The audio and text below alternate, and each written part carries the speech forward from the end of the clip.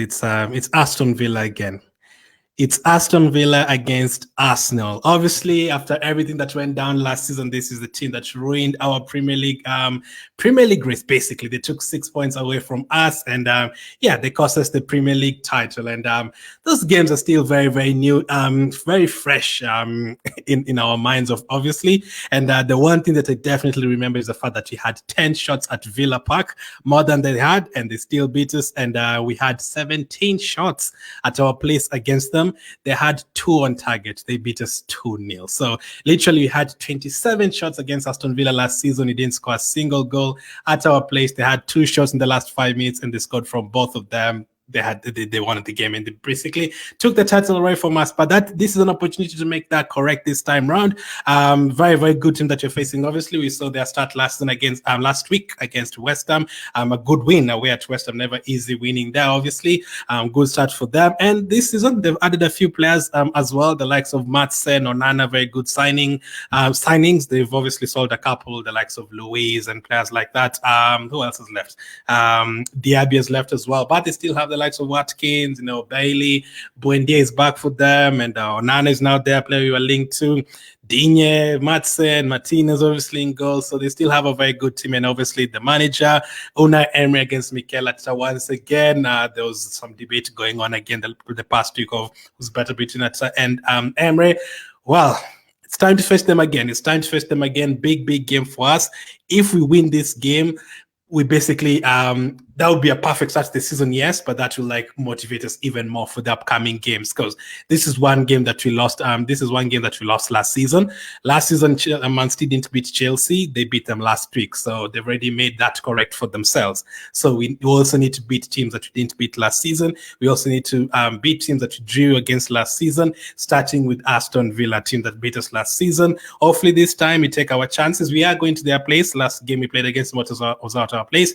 The time we went to their place last season, they're on fire. They're just beaten Man City and they were confident. They were battling for the top 4. There's even talks about them being in the title race, and they beat us as well. They scored very early against us. I remember that the pressure that we had over there the first 15 minutes was very, very tough. But we need to go there and play them the way we play our game. This time, take our chances. This time, obviously you have to respect them. As I said, they're a very good team, but you should be going there ready to make everything, kill the demons from last season.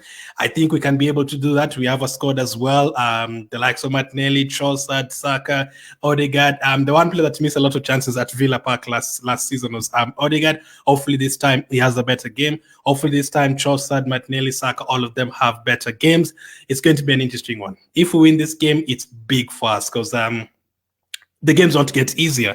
In match day 4, you have Tottenham away. Match day 5, you have Man City away. So if you win this one, you go into those games, starting from next week against Brighton, you go into those games high on confidence. So big game for us. Big game for us. And yeah, last week started against Wolves. Won the game 2-0. Comfortable in the first half. Second half wasn't that great, but we managed to get the win either way. Good start to the week. We a game that we needed to win for sure, because then the very next week we knew that you're going to face Aston Villa, tougher opponents from the same place. They're neighbors over there, but Aston Villa is definitely more of a better team right now, and they'll be coming to this game confident for sure.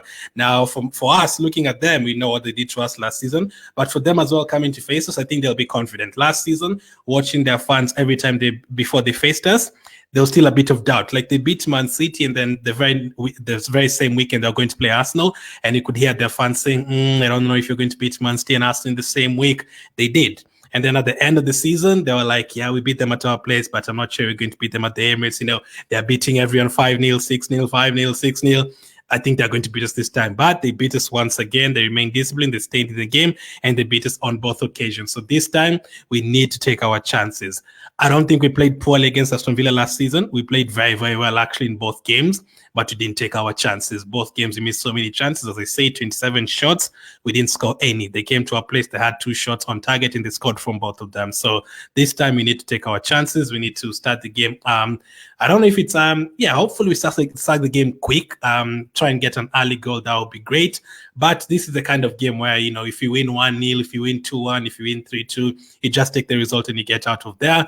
They're a team they're going to be fighting for the top 4 again this season. So let's see how it goes. This would be a big result if we pick up the win. Big result. And then next week against Brighton, a chance to make it 3 wins out of 3 ahead of those 2 big games against Tottenham and Man City. So we've just signed Merino. I don't think it's going to be part of this game. Let's hope the rest of the squad, basically, are going into this game with the same squad that we had against them last season, apart from Calafiori and Timber, who've now joined up with the team. Calafiori new signing, Timber returning from injury. So let's hope we have a big performance from everyone in this game. Defensively, I have no problem. I think in both games, they actually did play well defensively. They just got us on the break a couple of times at the Emirates, and at their place they scored very early. But for the rest of the game, I think we did very well.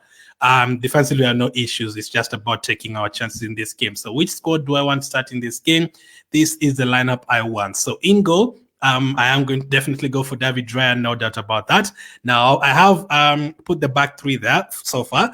I've not indicated who I'm going to have at left back yet, because it could be 3 different players. Gabriel, Saliba, Ben White definitely start for me. For sure, up against Watkins. Watkins always scores against us for some reason over the last 3 seasons. I actually think since COVID time, he scored a couple of goals against us at the Emirates Stadium. So we need to watch out for Watkins for sure. I think we did a good job against him last season, but he scored against us on the break. But Gabriel, Saliba, that is their job against Watkins. Ben White, I don't know who he's going to be up against. I don't know if it's going to be Rogers or who's going to be on the left side for them. But Ben White, always happy with Ben White. But who is going to play at left back now? Zinchenko played against Wolves last week, but we know this kind of game now against Bailey or Salah or Foden, those are the games now you don't really play Zinchenko unless he's playing in midfield or something. Zinchenko did have a very good game against Aston Villa 2 seasons ago at Villa Park when he won 4-2. But up against Bailey, you're asking him to do a lot of defending. Bailey is a very, very good winger, pacey. He's going to get past you, always takes on the fullback. So you need a defender there who wants to defend as well. So it's going to be between Calafiori and Timber. Who's the better option in that position? Should you go with Timber? Timber is actually very good attacking as well. Should you go with Calafiori, give him his Premier League debut?